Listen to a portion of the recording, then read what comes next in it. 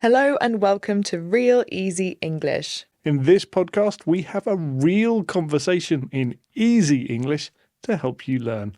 I'm Phil. And I'm Georgie. You can watch a video version of this podcast and find a free worksheet to test what you've learned, all on our website, bbclearningenglish.com.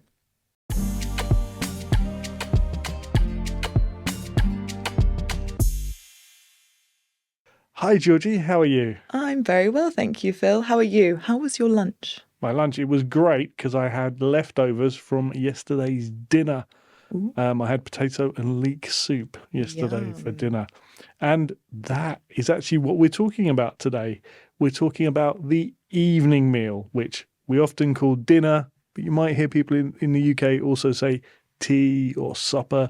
It's all the same thing. Yep, exactly. So, Phil, what are you having for dinner tonight? Okay, well, I think we're having lamb chops and something with kind of egg and cabbage. Oh, that sounds good. Yeah. When you say we, who's that? That's me and my wife and my kids. The Lovely. four of us. For me, today is not a normal day because I have choir practice. So normally or usually I would have something like a proper meal. A proper meal is a big dinner, something that will make you full.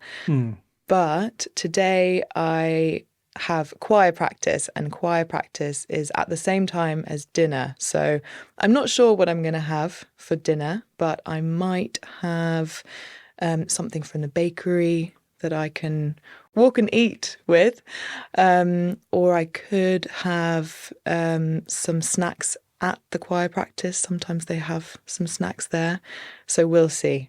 What time do you usually have dinner? It depends, but usually around 7 or 8 o'clock. What about you? Yeah, probably about the same, probably 6:30, 7:30. Depends how long I spend cooking. It surprises me because you have children and they often want to eat sooner, earlier. We often give them something like a snack when they come home from school. And then, by the time we finish work and we've cooked something, it's late. And what do you usually have for dinner with your family? Different things. We usually cook something, so I know it might be pasta, or it might be fish, or it might be something with meat, something with chicken. Depends. Different things. I have a subscription to a company that do recipes, and they deliver the food and the ingredients to your door once a week. So I eat a variety of things for dinner, actually. I try to choose recipes that are, very different from each other. So, Phil, who normally cooks in your house? To be honest, it's mostly me, but it depends what we're doing. So maybe when I'm in the office, so today I'm in the office, and also my son is doing something later, so he needs to have dinner fairly early. So my wife will probably cook today. But then tomorrow, my wife's doing something after work, and I'm working from home, so I'll cook tomorrow, and it just depends. It depends what we're doing. But it's mostly me, but it depends. Okay, mostly you. So that means almost always. In my house, I live with housemates, and we normally cook for ourselves, but occasionally we will cook something together, or I will cook for them, they will cook for me. So yeah, we change it up. Very occasionally, my daughter cooks. Oh. She started cooking, sometimes just for herself because she doesn't like what I've cooked. Okay.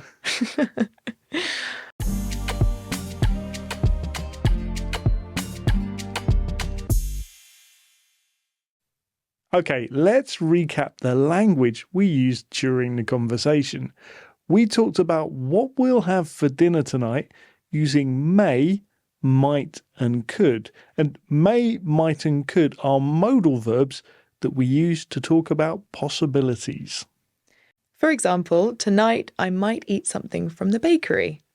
We also talked about things we normally eat for dinner. Normally and usually mean the same thing, and we use them to talk about things that happen most often in our routines. And we can also use mostly to describe what we eat for dinner or who cooks dinner. And if we mostly do something, it means we do it most of the time. We also heard occasionally, which means something similar to sometimes, something that doesn't happen very often. For example, I occasionally cook with my housemates. That's it for this episode of Real Easy English. We'll be back next week with another easy English conversation.